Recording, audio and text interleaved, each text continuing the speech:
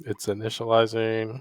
All right, and we're live now. I guess you're gonna handle the intro. Oh, am I? Okay. I guess you are. I don't know, man. What is up, everybody? It is John and Tristan back here once again with another interview. We've done these with a few pro racers, but we're shaking it up a little bit this time. How would you describe this person, John?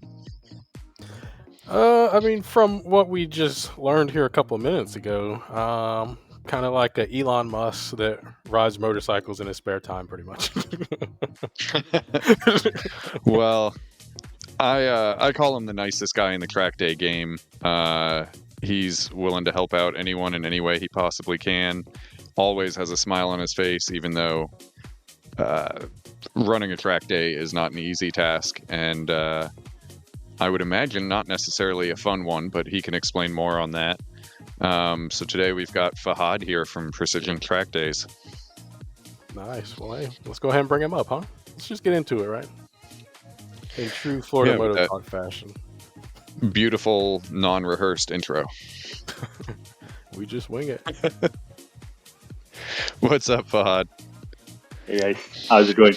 That was pretty good. I was impressed. Well, you get to see the process. You got the behind the scenes of our total lack of preparation. John decided I was doing the intro about 3 seconds before I started talking, so Nice. That's when we perform our best, when we're on the spot, right? You have no choice. You just Yeah. put your feet to the fire, and it works out. Yeah. Just get it over with. Yeah. So where do we find you today? So, I'm one of those people who really do not like to plan things, especially when it comes to vacations. So we just decided to swing a last-minute vacation to Costa Rica. So right now I'm in San Jose, Costa Rica. Very nice, and still found time to talk to us. Yeah, it's important. You guys do good stuff. I watched a lot of your videos. It's actually meaningful, I would say that. Sweet. So not only the nicest guy in the track day game, but the best liar too. It's too funny.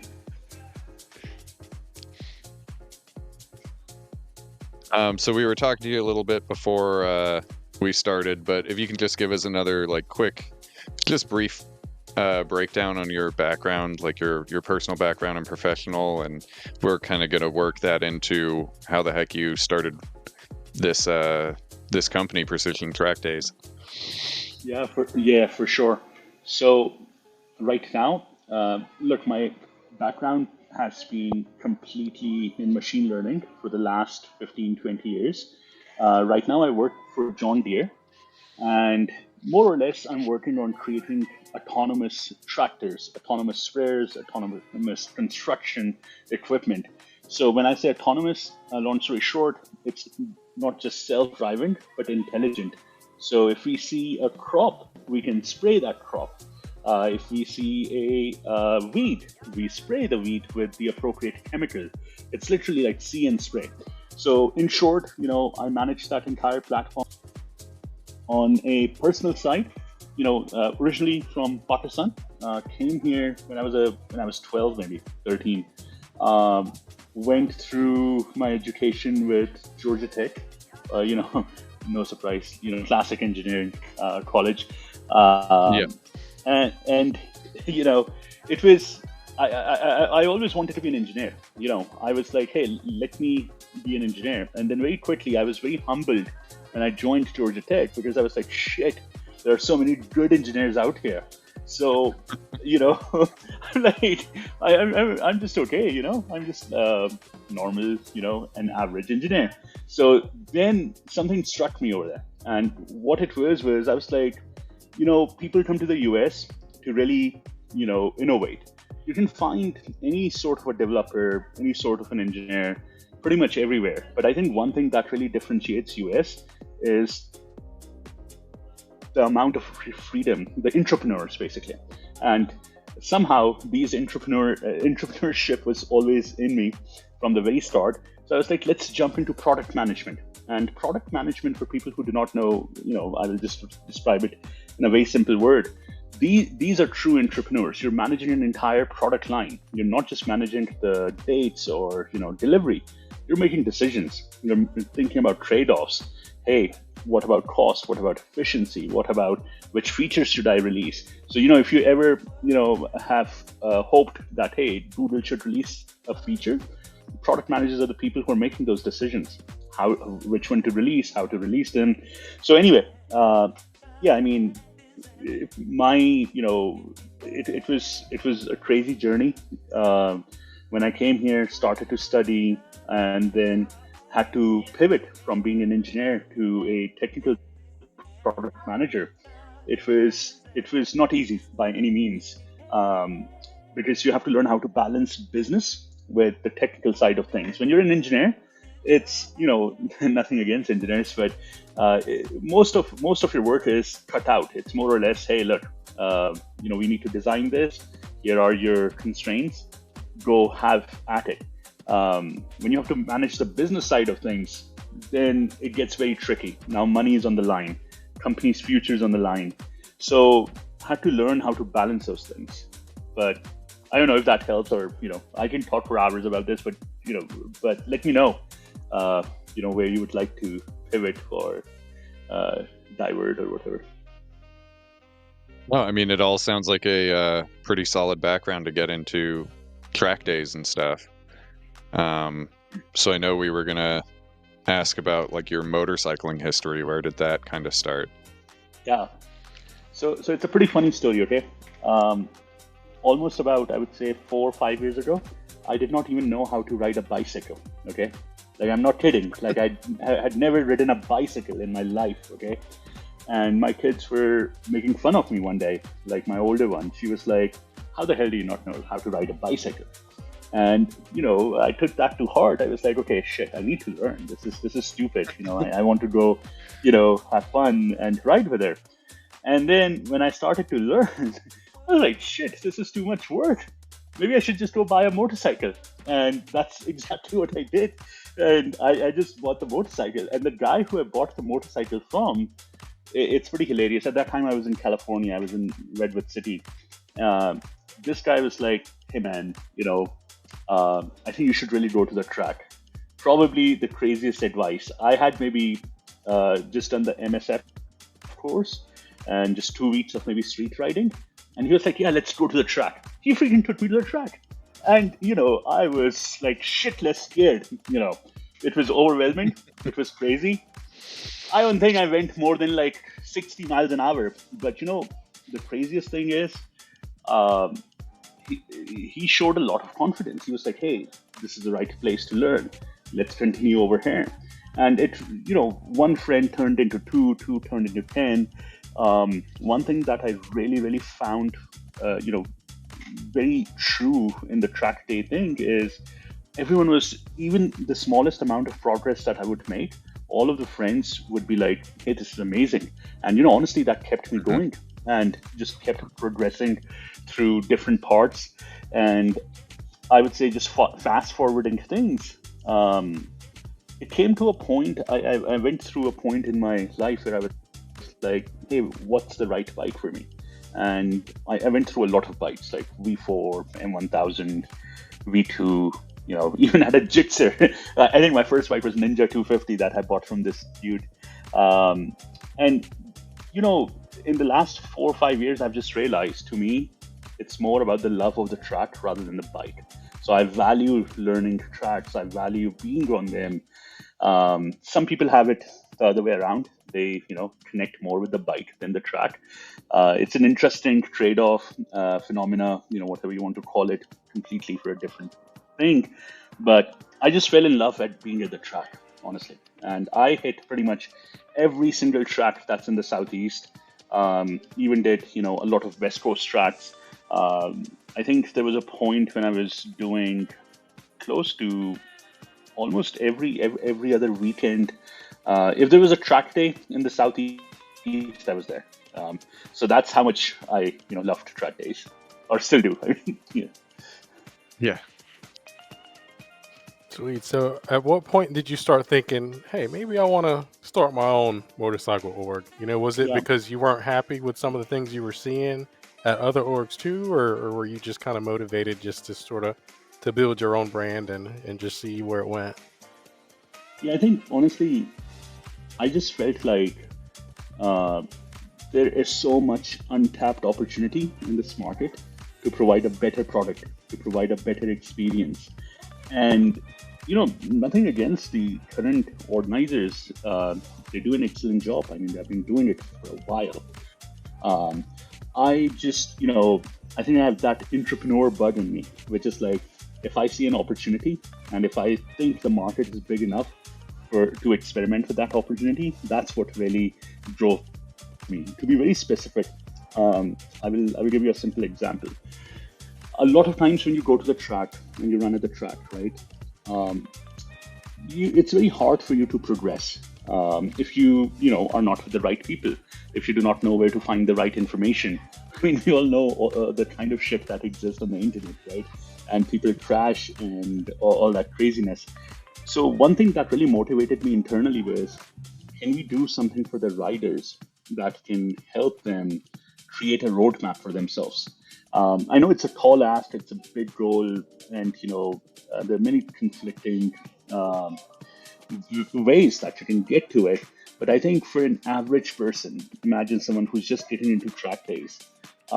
We wanted to really provide them with one heck of a premium experience where we break down everything for them. We break it down to a point so they don't have to learn through the same painful mistakes that I made. That was the key thing, and the other small thing was I never liked waiting in line, on at registration in tech. I thought, come on, man, like come on, we can make this fast. So or why don't we do tech the night before, or why don't we I mean, to be fair, now many organizers do that, and or why don't we sign online waivers? Why how do we make this easy? Because look, I think when I started doing track days, I had a lot of focus on just listening to, the logistic parts of it was so overwhelming that by the time it came time to ride your bike, I thought I was already 35-40% tired. So I was like, we can fix this. Let's make this easy. Let's make it simpler. Let's be nice to people, let's be, and it doesn't mean that you compromise on safety. It doesn't mean that you compromise on rules. I think it's just like, just revolutionizing the track day experience by making it simple, by making it easy. Um, having a ton of good coaches, even with our coaches, so one other thing I noticed when I was just doing track days, right? Um, you need to work to create a community around you, and not everyone is, I would say, uh, outgoing enough where they feel they can get into it. Um, I mean, some people are introverts, some people are extroverts. It really takes, as a rider, for you to be extremely extrovert to find that community around you, and you will need that community, because if you will have some good days, you will have some absolutely shitty days. If you don't have that, it will be messed up, and you will give up eventually. I mean, it's like any other sport. If you don't have the right community around you, that's a problem. And there is it's so what we wanted to do was we just wanted to see how can we break the barriers in helping people create that community. And from doing something as small as hey, let's just have dinner together, or hey, um, let's have some let's you can message us directly, like on WhatsApp. You can that's the other thing, not to go in a different direction, but one of the other things also was how easy it is for people to reach someone when they need help. um, and do they feel comfortable reaching out? Because that's the other thing too. Everyone is afraid, right? Everyone's like, okay, maybe afraid is a too strong of a word, but everyone is like, hey, I don't want to be that guy, I don't want to be that girl, I don't want to sound stupid. So just creating different channels of communications where they feel yeah, okay, I can ask this question. I can, do this. I thought that was key, and that's my entire focus too, right?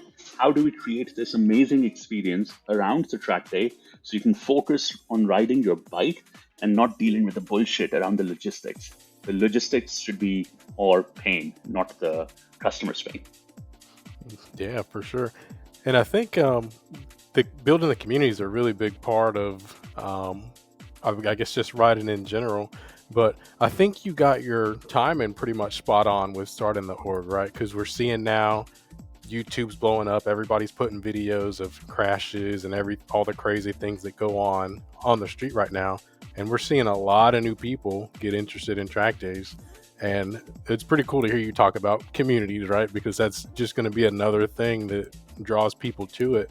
But I mean, I started track riding. My first time might have been like over 10 years ago now.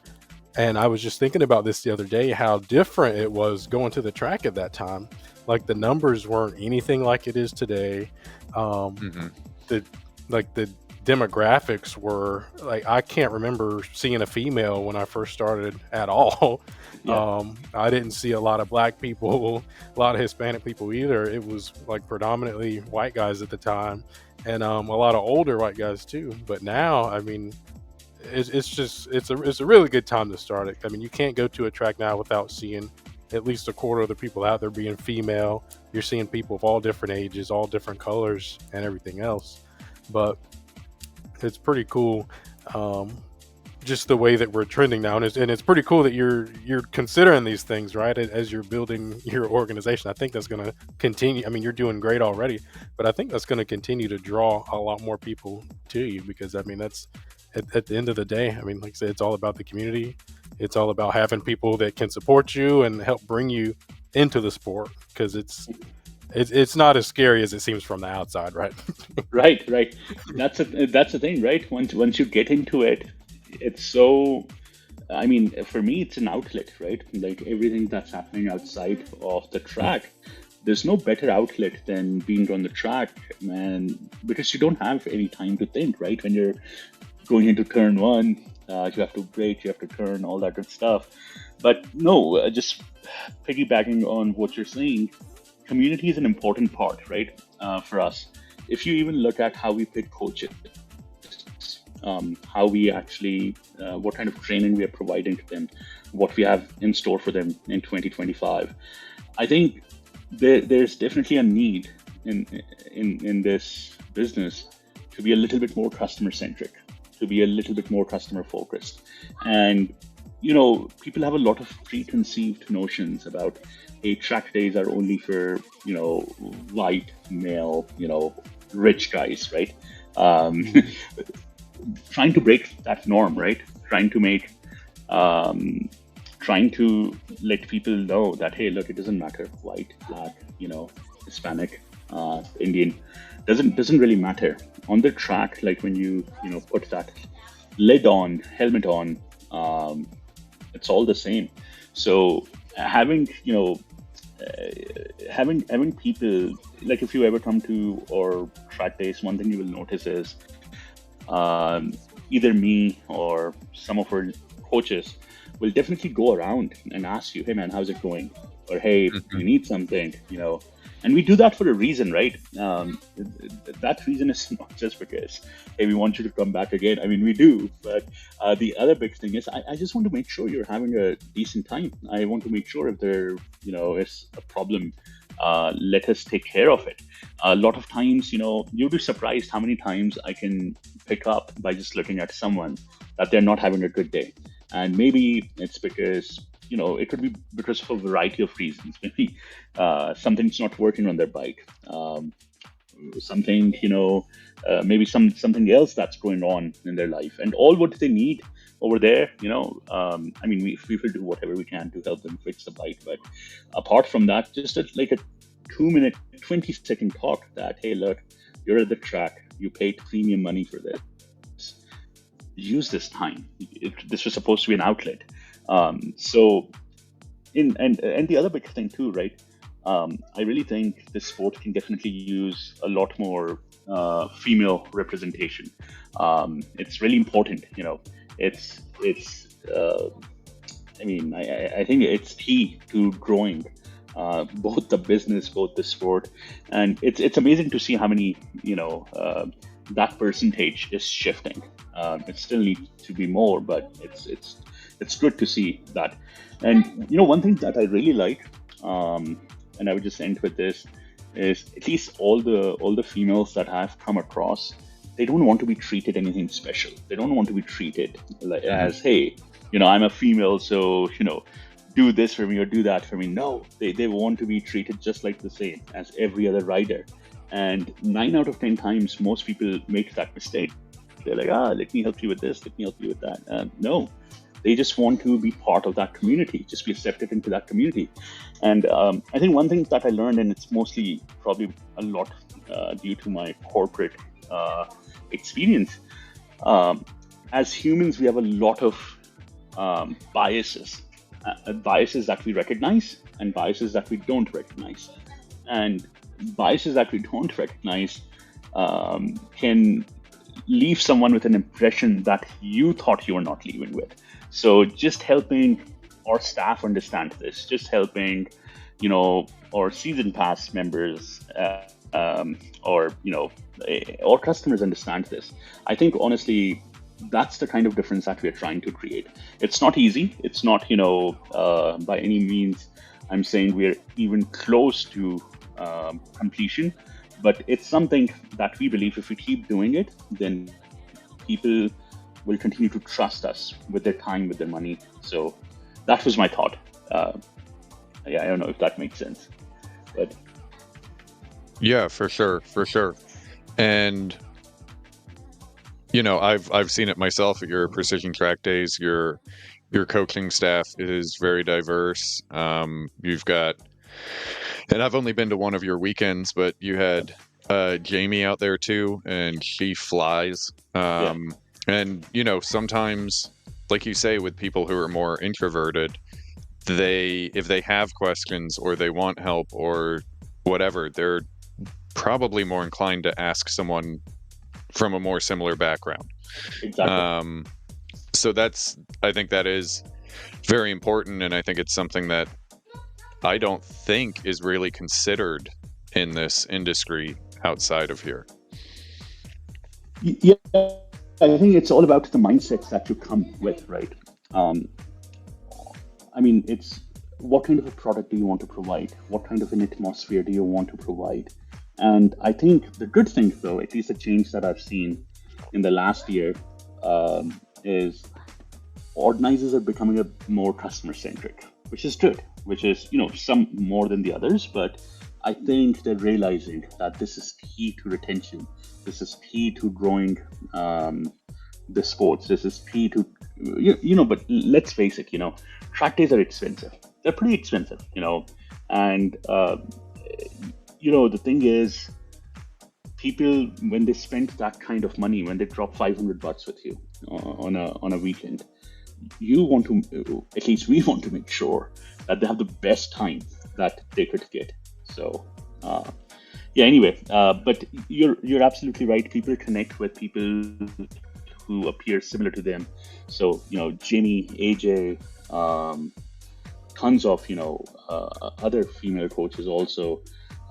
It's important to have that representation, and once that conversation starts, it becomes pretty easy. But anyway, yeah, I mean, track days are not an easy business. Track days are actually, the amount of stuff that you see going on the track. At least the same amount of stuff is going off track also. Um, so, and yeah, I mean, look, the way that I see this is, if someone's giving me their money, they're trusting me with that money, I better deliver on the product that they're asking for. So that's my mindset. That's the mindset that our coaching staff, has. So, and I think that's why it's slightly different than some of the other orgs. Yeah, and you guys are already well established now, but I'm wondering, what are some, I guess, challenges that you faced when you made the decision to start Precision Track Days So going from that point to where you are now, I mean, is there any challenges that stuck out to you? Anything, that you had to deal with or sort of overcome to get where you are now? Yeah, I will break them down into three categories basically. Nice. So the first category is all about putting together a really good schedule.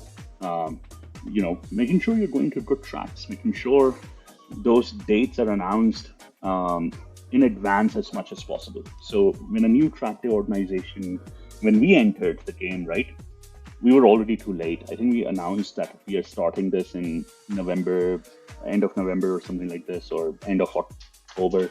I don't exactly remember, but towards the end of the year. And by that time, most of the dates are already accounted for. So, our first year was a bit tough, right? And we had to take whatever date became available.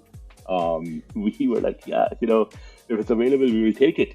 And obviously, we so scheduling, getting to know the people who work in these on these tracks, the track day, the track managers basically. I will tell you one thing. It's a very, it's one of those businesses where your word goes, it's everything basically. So if you commit to someone that, hey, look, I'm going to take a day, that's it. I mean, obviously you sign contracts and all that good stuff, but it's a very relationship-based business. So I had to really work pretty hard to create those relationships, to tell people that, hey, look, I'm pretty serious about this stuff. I'm pretty serious about doing this. A lot of these, some of these folks, they were like, are you sure you want 3 days here? And I'm like, yeah, let's do it. They were like, okay. So it was a little bit surprising to them with the speed that we actually approached this with. And the reason why we were able to approach this with this speed was we were not winging it. Before we even decided that we were going to do this, we have some milestones that we wanted to hit on the 1 year at the end of year one. Then we have some milestones at the end of year 3, and then we have some milestones at year 5. But anyway, to summarize, creating these relationships with tracks was key. And if you see now in year 2, right, we have like 60 days, 8 tracks, 8 different unique tracks. This is only happening because these people trust us. These people know that, when we run an event over there, it will be good. They wouldn't have to worry, about it. It will be run smoothly and safely, and we will keep them, we will take as much hassle off their hands as possible. So that's one. The second big thing was putting a good team together. We were very particular about who we bring on as coaches.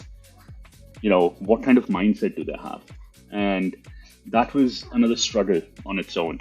Because a lot of time, people would come up to us and be like, hey man, I'm a coach for you. And we would be like, okay, cool. And we would just ask them 2-3 basic questions. The first question would be something as simple as, so let's say, a customer is really upset at you because you did not give them the 2 sighting laps or 2 lead follow laps that you promised them. How would you deal with it? So what we're really looking for, maybe that was a bad example, but good customer service skills. That's one. The second big thing that we are looking for is obviously you need to be able to ride in any group. The more experience you have on the track, the better it is. But honestly, you would be surprised how many people thought that coaching, there's a difference between coaching and control riding. And again, that's a very different topic. That's probably a topic, for an hour alone. And to be fair, there are pros and cons of each one of them. And what we noticed in the market was when we were looking for new coaches, most of them had the control rider mindset rather than a coaching mindset. And that was pretty difficult. But I think we have a pretty decent team now, more than 50 plus coaches on the roster. But that was the second thing. And I think the last thing, honestly, is what kind of a product do we put out there, right? how should we make the track day experience different? So a lot of work went on behind the scenes in creating the right software and creating the right ticketing system, creating the right website. And again, those are things that, you know, you can spend, if you have the money, you can spend million, 5 million, as much as you want. Um, I think for me, it was pretty straightforward because I come from that background. I had a lot of these skills, and if you have been following us for the last year or so, you would see that our progression is not only happening on track, but it's also happening off track. We're trying to make things as simple as we can. Now I know it's not anywhere perfect, but again, we, trust me, it's that product manager mindset that I talked about at the start of the day. Um, where are people likely to click? How easy it is for them to find information. So, one of the things that we did, I will give you a small example and then we will, get to the next question. Whenever I tried to go to a new track, it was very hard for me to find information on simple shit like what times do the gate open? How much does power cost? How much does camping cost? Whatever, some basic logistic information. What time will be lunch? Because I really care about food. But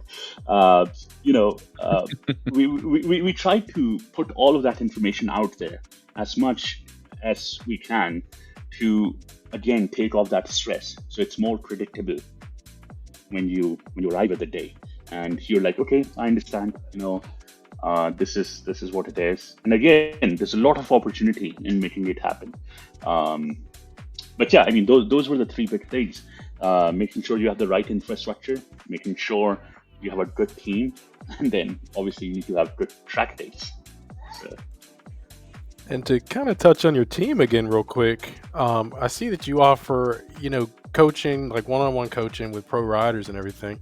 What is sort of your process for building relationships with the pros to get them on board, especially so quickly? Like, I think that was you were offering that almost fresh out of the gate, right? Yeah, Yeah. pretty How did much. that come about? Yeah. Um, a lot of them are actually very good friends. They have helped me quite a bit in my own journey. So when I told them that, hey, look, we are doing this, and it would be amazing if you can, um, come join us. And everyone, honestly, it was as simple as that. It was that simple of a conversation. And they were like, yeah, heck yeah, we're in, you know? I was like, okay, awesome, sweet. And honestly, look, there are different types of coaching that we provide, right? So obviously, if you're in our beginner group, you don't need to pay anything. You can, you just pay for your track day, your the classroom, all the good standard stuff. But if if you want, you can also get a one-on-one coach. And these are some of our coaches that have been trained with Ken Hill. Very soon they will be trained with the Yamaha Champions School also. And then if if you're at a certain level, yeah, you can go to these pro coaches. And again, the surprising thing for me is I've seen some of these sessions, the kind of information, the kind of insights that Ben Smith is willing to share, Cody Wyman is willing to share, Now is willing to share. Like zero ego, absolutely zero ego. We tried to pick people who were like, hey man, we want to see you progress. And usually, when someone comes to us and be like, hey, which coaching option should we pick? We actually talk to them.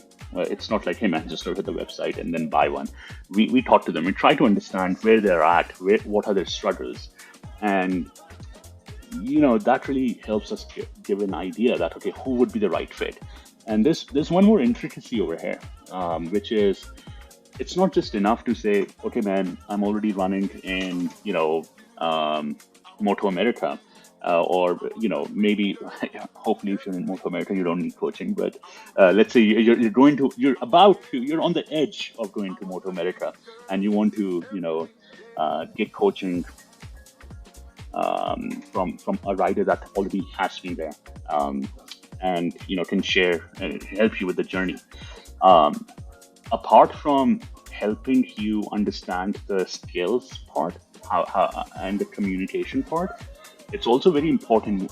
One thing that we really pay attention to is, hey, if Tristan decides to get coaching with, let's say, Mark Faulkner or Cody, will Tristan's personality jive with, Cody's personality? A lot of people don't think about that shit, and it shows, but we do, we really do, and we're pretty upfront and direct about this because it's a lot of money. $1,500 is quite a amount. So, long story short, I think the people that are working with us, even Max Van, like that kid is amazing. The way that he can describe and break down concepts, it's awesome. But at the same time, each one of us have our own quirks, right? And we want to make sure we put the right person with the right professional coach. So that's something that, maybe not many people know, but now I guess we're thinking about how to match you with the right personality too, so you can get the max value out of it. But yeah, that all goes back to, I believe I read in your announcement on Road Racing World that you had said the lifetime of a track rider, a track day rider specifically, I can't remember if it was 2 or 4 years. And it's because go for it. They either end up going racing and they're no longer exclusively a track day rider, they crash and hurt themselves, or it's very expensive, or they feel that they're not progressing and they're kind of stuck. And one of your missions was, through that coaching and that personalized experience, was to keep people on the track and keep them coming back, because it's good for them, it's safer than riding on the street, and it's also good for business. So that customer forward experience has been the mission from day one for you guys.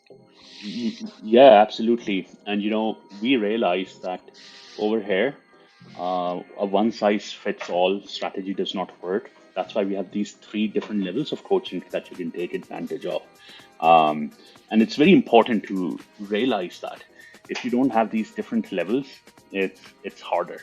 And look, here's the other thing too. Nothing against track day schools. I absolutely love California Superbike School. I love YCRS, right? Love Ed Bargy, every one of them. But the thing is, when, at least, and this is just my personal experience, right?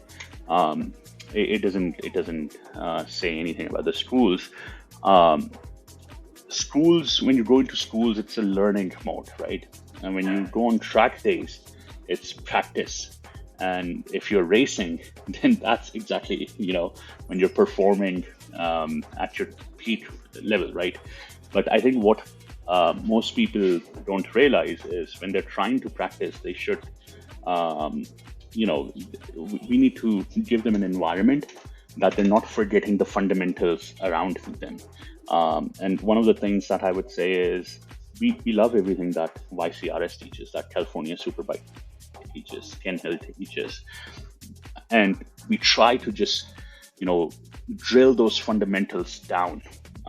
There's a lot of, maybe some people, may not like me for saying this, but there's a lot of commonality between a lot of schools. At the end of the day, there are certain things that are, pretty similar.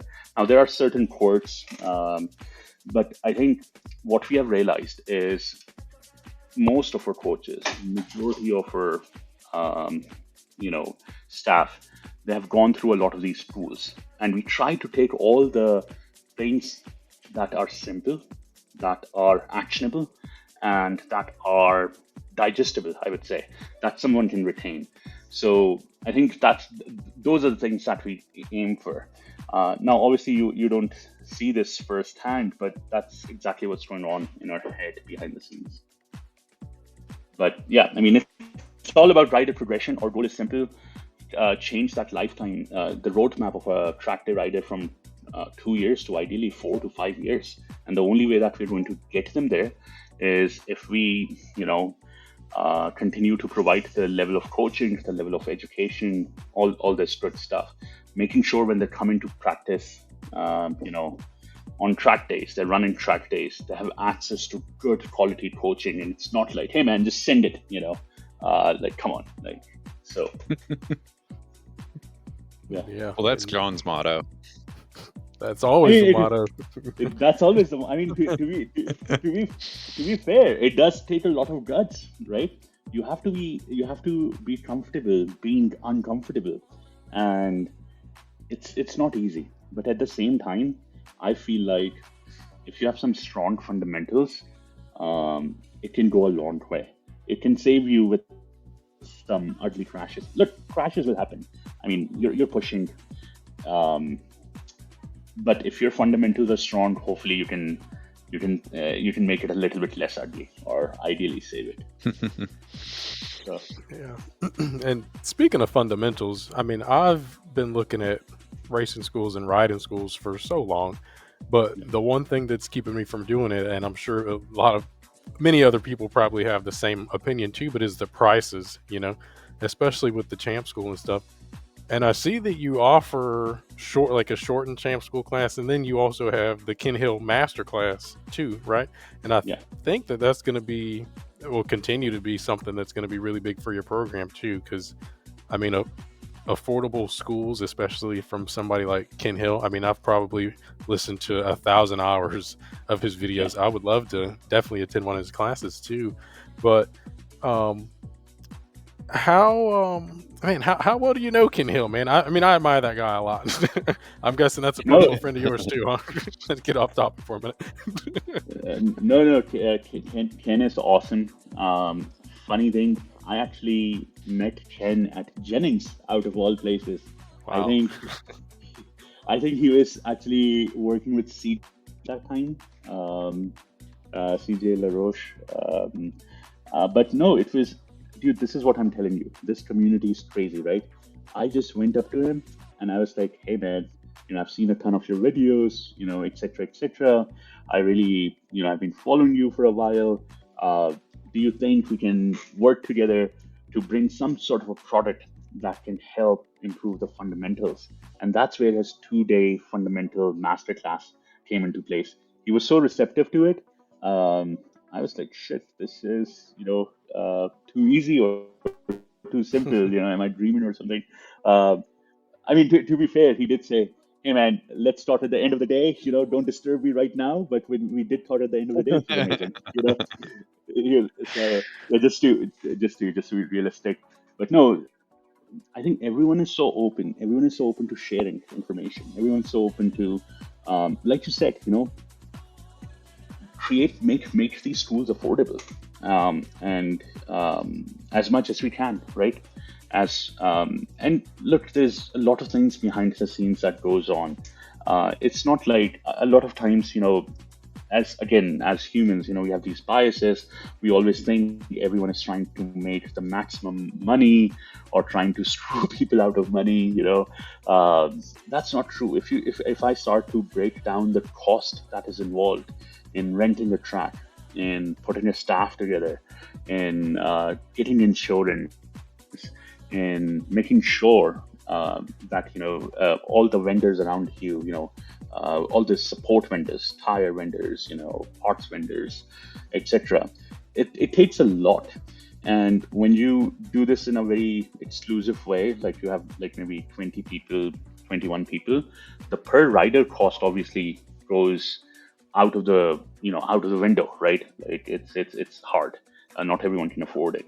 So anyway, I think the good thing is almost every organization is willing to find ways on making it affordable, making it accessible to more riders, and you will see hopefully a lot more products around it, a lot more offerings around it. I think the Champ Racer School that we have in Feb is an excellent way of getting trained from the pros and really breaking that plateau if you have hit one as a racer, as an experienced track day rider. um, it's amazing value for money. I mean, like for $2 grand, you get to work with all of our favorite champ school trainers, um, and not only that, the kind of insights that you will get, it's totally worth it. On a lighter note, um, making about talking about making things accessible. One of the things that we did, and I don't know if anyone else does it any today, we brought a firm as our payment provider. So if you want to break down the school or any of the even the track days, I think maybe some of the schools they do have a firm as a provider, but yeah, I mean honestly, you could have 0% interest and you could do this, Hey, get on the payment plan.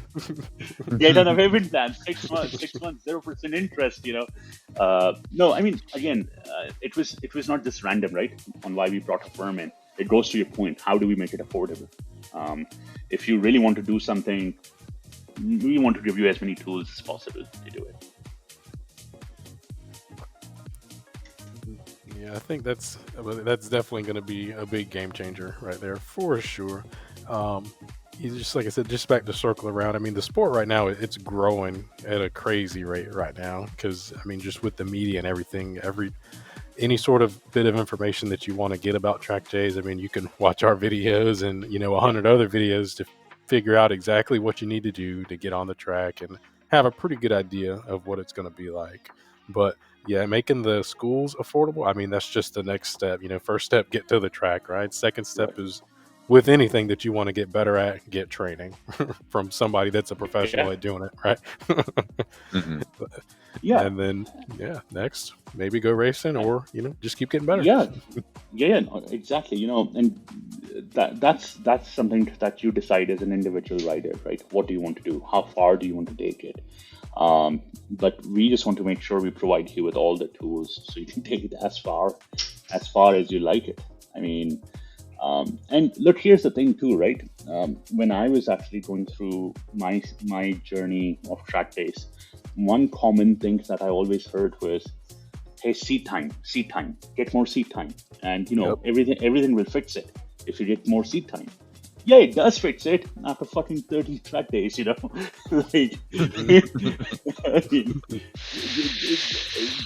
just saying, like that 30 track days, I could have done the school, or I could have done, paid a pro rider to coach me, and I would have,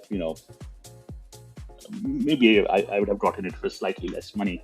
Um, Look, there's no doubt that, yes, obviously, the more you practice, right, the more seat time you get, the better you will become. But when you're trying to break a barrier, when you're trying to break a plateau, when you're struggling with something, I mean, at least it doesn't make sense for me to keep doing the same thing and expecting a different result.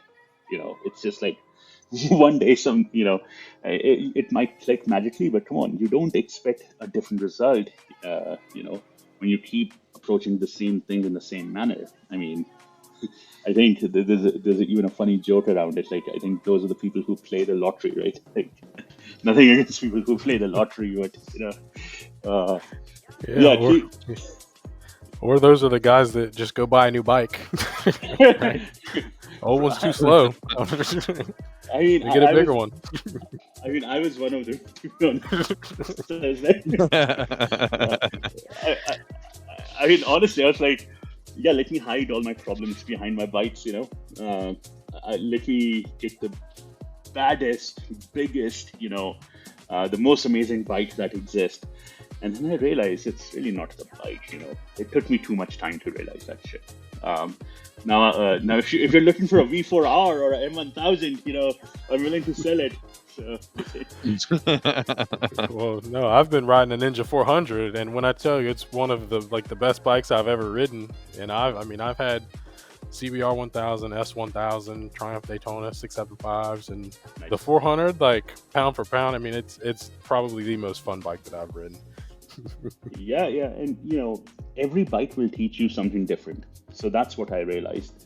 I mean, 400s. I mean, the small bikes, they're great for building your confidence. They're great for balls to the wall. You go at it. Big bikes also teach you they teach you one very interesting thing, which is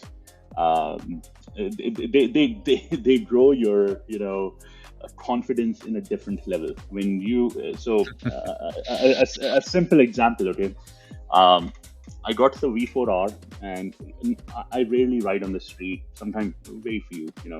I got the V4R. I took it to CMP. Okay, coming out of the outlap coming out of the outlap, as I got on the front straight, I was like, yeah, this feels so smooth. This feels so great. Dude, I didn't even look down. I was like 165, 170, and it felt like 120 or 130. And I know, look, people say, hey, don't look at your speed, go by the judgment. But for me, it was like, holy shit, like, that was an eye opener. And now this is very early on in my, track riding days. How you managing a bike at the top end of the curve and managing a bike at the lower end of the curve are both skills that one should learn. Just my 2 cents. I mean, it gives you a different way to manage different situations. I don't know if that makes sense, or maybe I'm just trying to sell my V4R. No, that definitely does make sense. My bikes make similar power, but with the aerodynamic differences and stuff and the way they make that power, it's two very different experiences.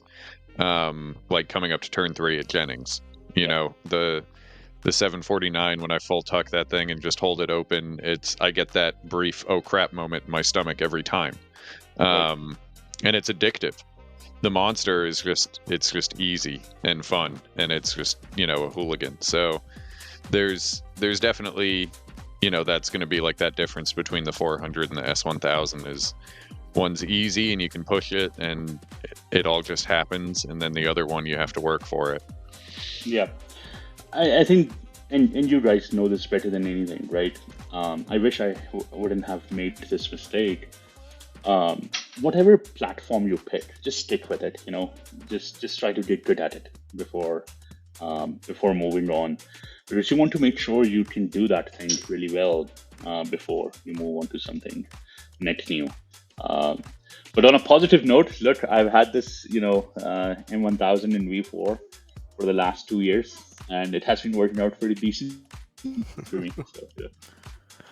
So, Yeah, and so to talk again about the opposite of the big bikes, right? Let's talk about the lightweights, because I guess you're also going to be handling the Friday practice for the Separano Endurance Classic now, right? That's going to be at Jennings, the endurance racing that's coming up, right? Yeah. We're pretty excited about that. Tommy is an amazing individual. And honestly, the concept, I don't know if you guys have discussed the concept that he has. He really wants to provide a taste of racing to everyone without the pressure of racing. But let's just be honest, right? When you're racing, there's always pressure. But I think what this kind of an event attracts is it encourages you. You should see some of the participation that happens in this event. Like there are there are just not like the racers who do this, but non-racers are more willing to give this a shot. Hey, it's a 400. Hey, I'm going to run the track in reverse. Hey, I'm going to have a team around me. I think providing this taste of racing to individuals is so important, so they can then decide in a very controlled and a very safe environment that, hey, is this for them? And I think that was something that really caught my attention. So with that being said, again, Tommy, Dale, they have an excellent program. And look, again, over there, what we are bringing to the table is just more streamlined registration, more streamlined management of logistics. You can register everything online. You can, manage your team online. You can connect to your MyLabs transponders. You will be able to see your race results quickly. But more importantly, I think the messaging is, hey, if your girlfriend rides, if your boyfriend rides, whatever, bring them, have them as part of the team, run in a race. It's really important that they feel this. And honestly, there's no way, there's no other way to get faster than racing. I used to hear this and I used to go like, come on, like whatever. But no, it's so true. It's so true. Because when you're in that competitive environment and you want to do better, because your team is dependent on you, I just think as humans, we function pretty well when we have some pretty clear expectations, right? And not to mix it too much with the track days, often with track days, the thing is, people sometimes, it's very easy to get confused, right? And this is a little bit of a sensitive topic, but I'm sure you have heard things like, "Hey, man, go as fast as you want, go as slow as you want. We will help you." And yes, indeed, there's a lot of help around there, but I think if you do not have structure around it, it will be very hard for you to progress. And that structure could be either entering the lightweight classic, and then just experiencing on a small bike, hey, what it's like to go fast. And trust me, you will go fast. When you see like 5 people go by you, you will go fast. I mean, that adrenaline as humans will just kick in. You will make more progress. Now, that's not to say that, hey, look, you should just only do racing to progress. It's, I wish I had a slide, like classic, corporate employee talking. I wish I'd show you like a fundamental growth chart of what you need from fundamentals to, having your journey from a beginner to an expert to going racing, and what are the things that you have to go through. Everyone should have that, if you're riding on the track, if you're racing, if you're even thinking about, track that journey. Don't forget about the achievements that you have made. Don't, and hopefully the circle around you, the community around you, is very supportive of those achievements. In either case, I think the Cipriano Classic is another way to help people understand what racing is about, without the craziness of racing. Yeah, I ran in that race last year for the first one, and then we're all geared up to run it again this year as well. And last year it was a huge event, considering it was the first time they did it. Like, it was massive. So I can only imagine how big it's going to be this go around, especially with precision involved now. So it's going to be a crazy event. It's going to be a good, fun event. We are expecting about 30 plus teams. We'll cap it at 30 teams, to be fair. And it should be fun. It should be more streamlined, more fun. I can't wait for it. Only 2 months out, roughly, or a month out actually. Is Precision going to throw a team together? Are y'all thinking about that? We are. We have actually 3 teams that we are throwing together. And oh man! All coaches. All coaches, and all coaches. He's going to try to win every class. Oh man! I mean, all coaches at. Yeah, I mean, so we have, I don't know if you guys have heard about Josh Bard. He runs the Hooligans class in Moto America. Pretty amazing guy. Nick Weiler, he won. He was entering his novice year. He won the Daytona Novice Stock 600, maybe.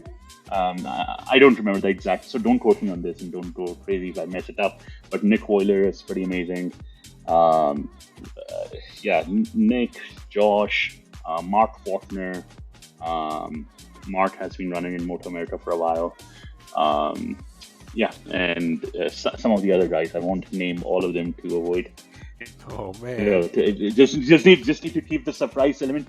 But no, these guys are excited. This is like a team bonding event for us, honestly. So we are pretty excited to make this happen. Nice.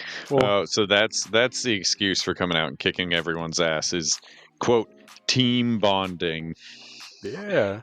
And now I'm wondering. I mean, just in real quick. I know you're on vacation, so we'll get you out of here. 'Cause Okay. I think we're running pretty long. But I mean, with you getting involved with Separano now in the classic, is that kind of a hint toward some other things that we can expect in the future? Might we see a more regular precision team popping up at other I mean, events? I don't know. Let's see how this goes. It's something new for us. It's something. I mean, we're pretty excited about it, to be fair. Um, and yeah, I guess maybe if we keep doing good on track days, we will have more team bonding events at races and endurance races. Team So, no, bonding. I think exactly.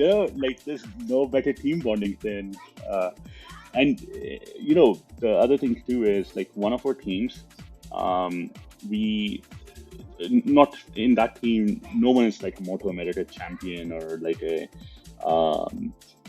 Vira champion, but we really push them to do this. And the reason we push them to do this because we want them to feel this excitement. We want them to feel what it's like to run a race. The confidence boost that you will get, or hopefully they will get, should pay dividends for precision. So we're trying to encourage coaches at all levels to do this. But yeah, definitely 3 teams, 2 pretty good teams to watch out for, and 1 fun team. So He's gonna show up with Cody Wyman, Kyle Wyman, and Travis Wyman and throw them on a 400. Man, in like 3 semi trucks, roll up, 6 A bikes. bike, B bike. Yeah. B bike. You also have to have a C bike and parts bike. Yeah. Sweet, man. Well, we're at an hour now. What do you think, Tristan? Well, I told Fahad we were going to aim for 30 to 40 minutes, which means it's going to be know. 50 to 60. So we're holding pretty good to our word right now at 62 and a half. Yeah. Is there anything you would like to know about precision or us or anything that you might have heard? I mean, this is a very tricky and very bold question. But yeah, like, what do you want to see? Okay, I will ask you this as customers, right? What do you want to see from track providers? Where can we really, make a difference? I mean, that's a tricky one. It's honestly, I think you're kind of already doing it. Like, the one-on-one coaching is something that, John already said he's been interested in forever. It's definitely something I'm interested in. I'm kind of at a plateau right now myself, but man, when I looked up YCRS that first time, I almost fell out of my Had a chair. heart attack. Yeah, so it's like, oh, okay, well that's just not happening. Like I can't justify that for a hobby. But once you get to that $1,500 ballpark and you've got someone working with you and only you all day for that, and it's not one coach per 4 riders type thing,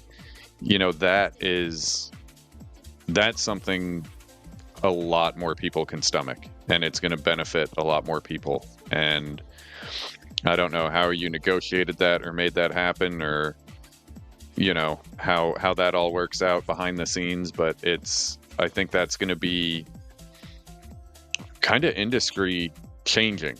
I think other places are going to have to start to follow some of the models you're creating, because at the end of the day, you're a business, they're a business, and I think right now they're starting to lose some business to you guys because of these options you present. Lunch at the track or dinner at the track. No one wants to drive 40 minutes to a Domino's or something, or a Subway, because the track's out in the middle of nowhere. So when you can provide that stuff, that's just another thing that makes the experience easier. You don't have to pack food. You don't have to find food. It's, you know, it's the product manager in you is clearly comes out in the way you guys run these track days. Yeah. And that's a Go for it. really good question. And yeah, just for me, what's big is definitely accessibility to tracks. So track days at tracks that are close to me. The ability to have the track day just be something simple where I can just show up, right, and get on track. And then third is Fahad froze. did we lose him? Oh, I can hear you guys. Can you hear me? Okay. Yeah, I think you're frozen. Oh, You're back. Okay. But yeah, definitely like close tracks, just a simple process for me to show up and get on track. The easier it is for me to get seat time, I'm more likely to show up. And then the third is community. For me, a big part of riding is just hanging out with my homies, right? And just working together, riding bikes, like pushing each other and getting better. So that's why I was harping, pretty good on the fact that you mentioned community was important to you, because that's a really big part of it to me too. I mean, at the end of the day, we just want to have fun, and if we can have fun with our bros, exactly. What's better than that? But if the community is there, then you have all those things, and you got my money. I'll spend it. I'll spend it all. Yeah, no, I think it's key, man. It's just like, I think we should never forget our first time on the track. Like, I remind every time that we have a coaches meeting in the morning, I do remind all of them, hey, remember what it was like when you came to your first track day? Shitty, right? Like, you were overwhelmed. You were like, where the fuck do I go? So remember that. Remember that. So be courteous, be nice to people, be helpful. And I think it's not just important to have fun, with your existing community, but continue to keep growing it, and growing it with diverse people. I mean, it's essential, man. It's absolutely essential. Otherwise, eventually we'll get bored of each other too. So, and you're like, hey, let's go do something different. No, I think it's good stuff. It's fun stuff. Generally, to or North Star, is definitely change that rider track riding lifetime from 2 years to at least 4 years. And if we can do that, and one thing that we're doing, I don't know if you know these guys, if you do work, it doesn't matter what kind of a one-on-one you work with, we do track your progress. We do track a lot of data on you. And so if you come back the second time, even if it's not a one-on-one, let's say you are with a coach, they can look up, okay, this is what you worked on, these are the things that you improved, these are the things you want to improve on. So we maintain a pretty solid understanding of you as a rider, so we can help you. So we don't just tell you, hey man, just more left butt cheek off the bike a little bit more and you will be okay, whatever. So we are very data driven. We're extremely data driven, and behind the scenes, people, if you keep coming to our track days, you will notice the advice will get even more specific rather than just, hey, do this. So good stuff. Yeah. So now all we need from you is to change the way your billing shows up on the credit cards, so it says, like, I don't know, groceries or therapy or Amazon, something a little easier. Yeah, Amazon, something we can explain a little easier. I think we can make that happen. It should not be a problem. It's actually pretty straightforward. All right, well, let us know when that's done. Sure. Well, that's a great suggestion, though. Maybe you should ask people before charging their credit card, what would you like the charge to appear as, There you go. For an extra $10, we'll make it whatever you want. Yeah, that would be amazing. Well, thank you. Do you have anything else, John?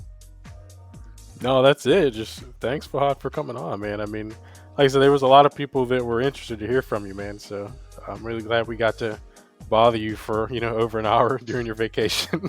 Hope we didn't take too much It's time all away good. from the family or anything. But thanks for coming, man. Yeah. Awesome. No, thank you so much for having Yeah, me. Really keep up the good work. It's really important. Absolutely. we appreciate it. We appreciate it. And I look forward to running into you at Jennings again. Or I can't Yeah. make this upcoming Jennings Precision Day, but I'm definitely, with the way you guys run things, my first time at Road Atlanta is going to be with you guys, Roebling, all that stuff. I've never been anywhere but Jennings, so I will be seeing plenty of you in the future. Awesome. Awesome. Looking forward to it. All right, man. We'll Thank talk to you you. later. Yep. Okay. Appreciate it. Cheers. Cheers.